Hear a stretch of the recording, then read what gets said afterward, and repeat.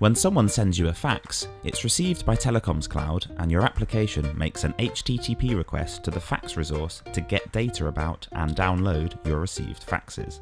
The first thing we'll need is a Telecoms Cloud fax number, so if you've not done so already, sign up using the link in the description.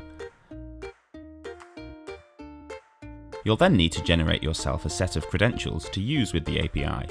In your Telecoms Cloud account, just head over to your API settings page to generate your client ID and client secret. Then in your favourite text editor, create a new script, and we'll start by requiring the net HTTP, JSON and certified libraries. The first thing we need to do is authenticate ourselves by creating a POST request to the authorization resource and posting our API credentials as JSON data in the request. We'll receive back an access token, which we can use to sign our requests to any of the API's resources. In the real world, you should save this access token either in a database or some local storage and reuse it with each request until it expires. We'll start by constructing a GET request to the fax inbound info endpoint to retrieve information about new faxes received to any fax number within our Telecoms Cloud account.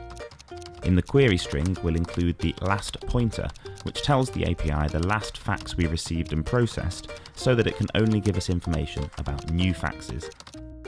The very first time our script is run, we'll pass a 0 because we've not processed any faxes yet.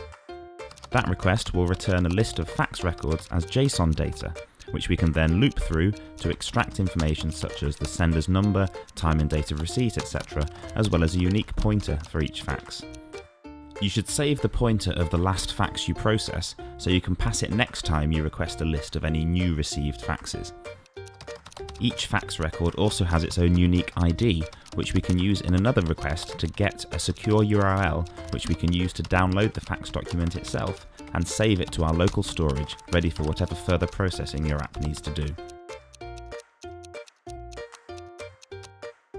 So let's now run our script and then watch the folder to see our downloaded fax documents appearing.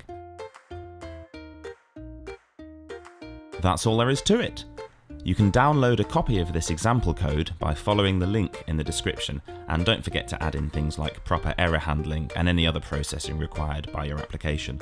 If you found this video helpful, please give it a thumbs up and don't forget to subscribe and follow us on Twitter. If you've got any questions or comments, please leave them below and take a look at these other videos to learn more about what you can do with Telecoms Cloud.